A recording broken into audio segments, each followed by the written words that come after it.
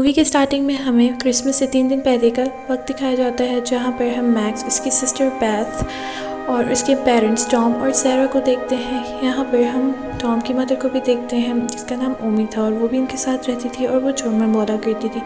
यहाँ पर टॉम इन सबको बताता है कि मैक्स के कज़न्स हमारे साथ क्रिसमस मनाने के लिए आ रहे हैं और इससे मैक्स और उसकी सिस्टर बिल्कुल भी खुश नहीं थे। अब हम देखते हैं कि टॉम सेंटा को लेटर लिख रहा था। यहाँ पर सैरा की सिस्टर लिंडा, उसके हस्बैंड होवर्ड उनके घर क्रिसमस मनाने के लिए आ जाते हैं और उनके साथ उनके बच्चे भी होते हैं, जिसमें होवी, स्टीवी और डन होते हैं और उनकी एक छोटी बेटी क्रिसी भी होती है और उनके साथ उनका बुलडॉग भी होता है जिसका नाम रोज़ी होता है। और फिर वहाँ पर सैरा की आंट भी आ जाती हैं, जिसे देखकर सैरा बिल्कुल भी खुश नहीं होती। शिफ्ट होता है तो हम देखते हैं सब लोग डिनर टेबल पे होते हैं और डिनर कर रहे होते हैं। तभी टीवी के हाथ मैक्स का वो लेटर लग जाता है जो कि इसने सेंटा क्लॉज को लिखा था और वो उसे ज़ोर ज़ोर से पढ़ने लगती है।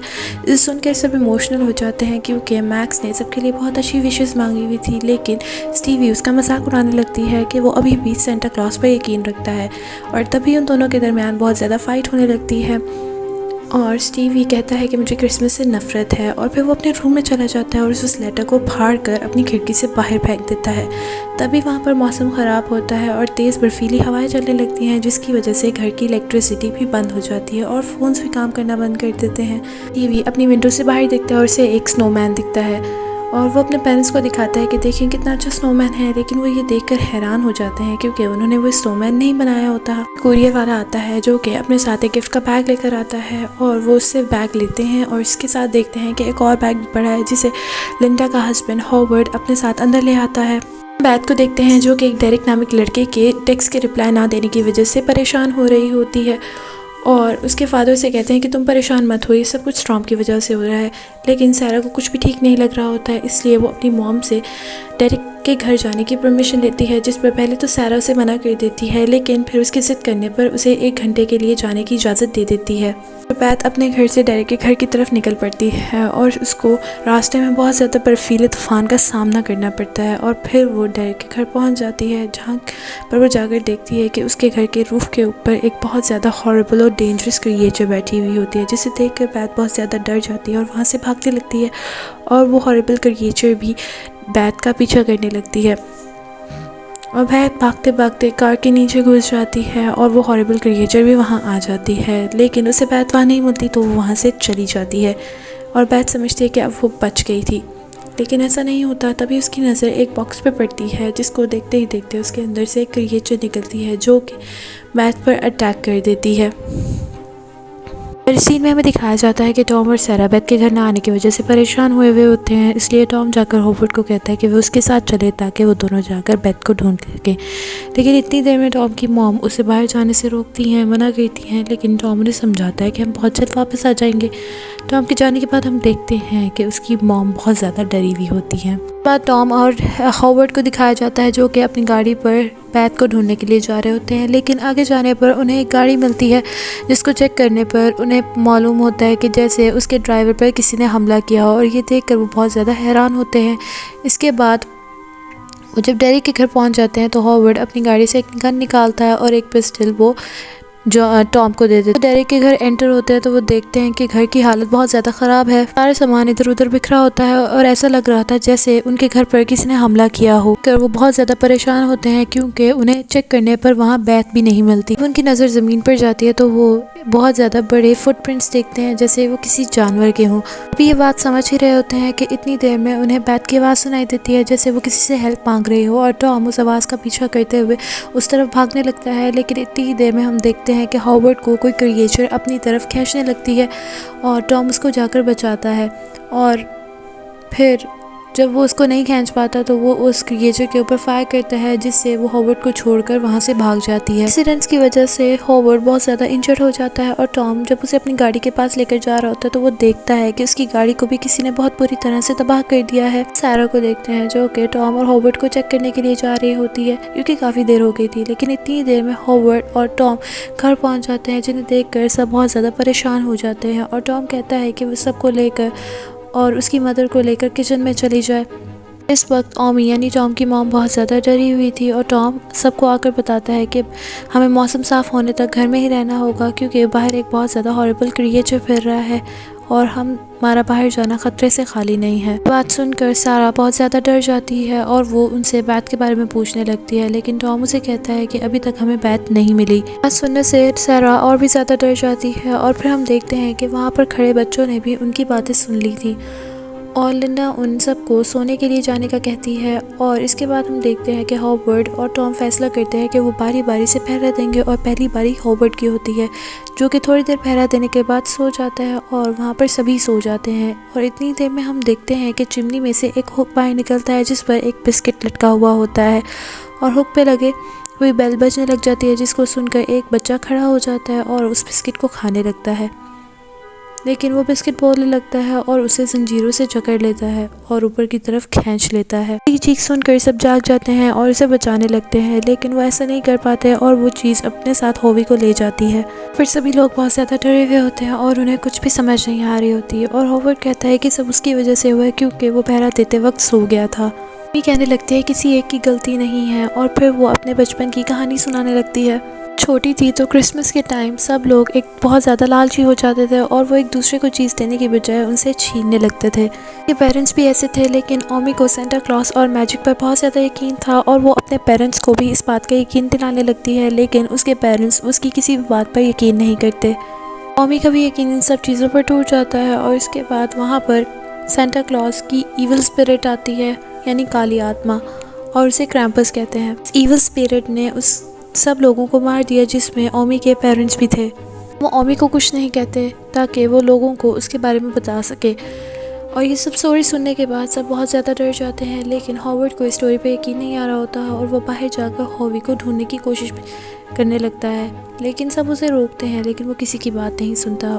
और वो जैसे ही गेट खोलता है तो बाहर उसे किसी की प्रेजेंस फील होती है और साथ में आवाज़ भी सुनाई देती है।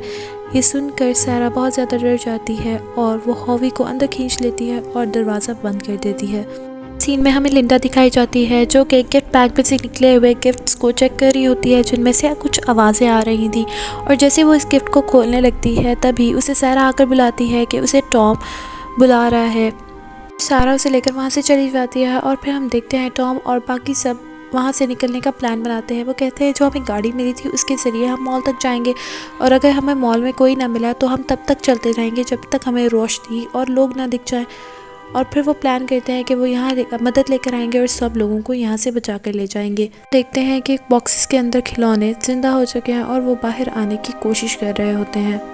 टीवी और जॉर्डन वॉशरूम जाने के लिए ऊपर आए हुए होते हैं और उन्हें वहाँ पर बैत की आवाज़ सुनाई देती है, जिसका पीछा करके वो उसकी तरफ बढ़ते हैं और उससे बात करने की कोशिश करते हैं, लेकिन इतनी ही देर में ऊपर कोई हमला कर देता है। उनकी चीख की आवाज़ सुनकर सब ऊपर की तरफ भागते हैं। देखते हैं कि सब गिफ्ट बॉक्सेस फटे हुए हैं और वहाँ से सारे खिलौने गायब हैं। इसको देखकर वो बहुत ज़्यादा हैरान हो जाते हैं। और उसके बाद हम देखते हैं कि हॉवर्ड भी आवाज़ें सुनकर किचन की तरफ चेक करने के लिए आया हुआ होता है और वो भी बहुत ज़्यादा डरा हुआ था। उसके बाद हम टॉम को देखते हैं जो कि आगे बढ़ता है और उसे वहाँ पर एक जोकर का खिलौना दिखता है जो कि बहुत ही ज़्यादा हॉरिबल और बहुत ही ज़्यादा डरावना था।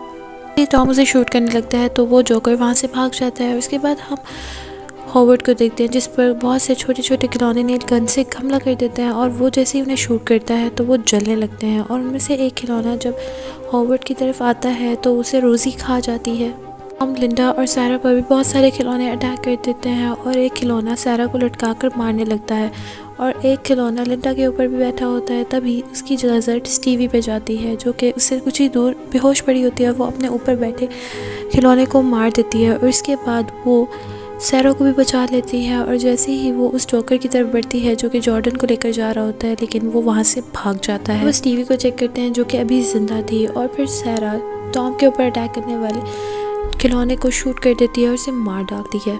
नीचे रूम में पहुँचते हैं तो वहाँ पर भी छत तोड़ के जोकर पहुँच जाता है। जब हॉवर्ड उसे शूट करने लगता है तो सारे खिलौने उस पर अटैक कर देते हैं, लेकिन आंट उन सबको गन से शूट करने लगती है और मारने लगती है। आंट डॉर्थी जोकर पर शूट करने लगती है तो उसी वक्त उस पर बहुत सारे क्रीचर्स अटैक कर देते हैं। इसके साथ साथ वो लिंडा की बेटी स्टीवी और हॉवर्ड को भी अपने साथ ले जाते हैं। सब लोग अपनी जान बचाकर वहाँ से भागने लगते हैं, लेकिन ओमी वहाँ पर क्रैम्पस का सामना करने के लिए रुक जाती है और सब लोग उसे लेकर जाने की बहुत कोशिश करते हैं, लेकिन वो दरवाज़ा लॉक कर देती है और इतनी देर में ही वहाँ पर क्रैम्पस आ जाता है जो कि बहुत ही ज़्यादा हॉरिबल दिख रहा होता है और वो ओमी को अपने बैग में मौजूद खिलौनों से मरवा देता है। हम टॉम और बाकी लोगों को देखते हैं जिस पर वो क्रिएचर्स अटैक करने लगते हैं। टॉम सारा को वहाँ से सबको लेकर जाने के लिए कहता है और ख़ुद वहाँ पर उनका मुकाबला करने के लिए रुक जाता है। और सारा ऐसा करना नहीं चाहती थी, लेकिन वो भी अपने बच्चों को बचाने के लिए वहाँ से भाग निकलती है। लेकिन इतनी ही देर में वो सारे क्रिएचर्स टॉम को घेर लेते हैं और उसे मार डालते हैं। और लिंडा उस गाड़ी तक पहुंचते हैं, तभी लिंडा पर वो क्रिएचर अटैक कर देती है और उसे अपनी तरफ ज़मीन की तरफ खींचती है। और जैसे ही सारा उसकी मदद करने की कोशिश करती है तो वो दोनों को ही ज़मीन के अंदर खींच लेती है और वो दोनों इस तरह मर जाती हैं। और इसके बाद वहाँ पर सिर्फ स्टीवी और मैक्स ही बच गए थे। मैक्स कार स्टार्ट कर ही रहा होता है कि वो मॉन्स्टर्स दोबारा वापस आते हैं और स्टीवी को अपने साथ ले जाते हैं। मैक्स कार से नीचे उतरता है और स्टीवी की मदद करने के लिए भागता है, लेकिन वहाँ पर क्रैम्पस आता है जो कि बहुत ही ज़्यादा हॉरिबल दिख रहा होता है। वो मैक्स को उसके फाड़े हुए लेटर में वो एक पियर देता है जिस पर उसका नाम भी लिखा हुआ था, और फिर वो उसे वहाँ देकर वहाँ से चला जाता है। लेकिन मैक्स हार नहीं मानता, वो स्टीवी की आवाज़ों का पीछा करते करते वहाँ पहुँच जाता है और क्रैम्पस में मौजूद होता है। और मैक्स उसे उसकी बेल वापस देकर उससे अपनी गलतियों की माफ़ी मांगता है और उसे कहता है कि प्लीज़ तुम सब कुछ ठीक कर दो, इसके बदले में बेशक तुम मेरी जान ही ले लो। तभी वहाँ पर लावा की एक बहुत बड़ी खाई बन जाती है जिसमें वो स्टीवी को फेंकने वाले थे। तभी वहाँ पर मैक्स रो रहा होता है तो क्रैम्पस उसके आंसू साफ करता है और वो सब लोग हंसने लगते हैं और वो स्टीवी को उस लावा वाली खाई में फेंक देते हैं और साथ ही साथ मैक्स को भी वहाँ फेंक देते हैं। मैक्स की आँख खुलती है तो वो अपने आप को एक बेड पे पाता है और जब वो नीचे जाता है तो सबको ज़िंदा देखकर वो बहुत ज़्यादा खुश होता है और वो सोचता है कि वो शायद एक ड्रीम ही देख रहा था। और फिर सब लोग अपने गिफ्ट्स ओपन करते हैं और जब मैक्स अपना गिफ्ट ओपन करता है तो उसमें वही बेल होती है जो उसे क्रैम्पस ने दी थी। ये वो देखकर वो बहुत ज़्यादा हैरान हो जाता है और फिर हम देखते हैं कि उसके घर को एक क्रैम्पस ने एक पॉट में बंद किया होता है, यानी वो अभी तक क्रैम्पस की कैद में ही थे। और इस तरह हम बहुत सारे पॉट्स देखते हैं जिसमें बहुत सारे घरों को क्रैम्पस ने बंद किया हुआ होता है और इसी को दिखाते हुए मूवी यहाँ पर एंड हो जाती है। Thanks for watching.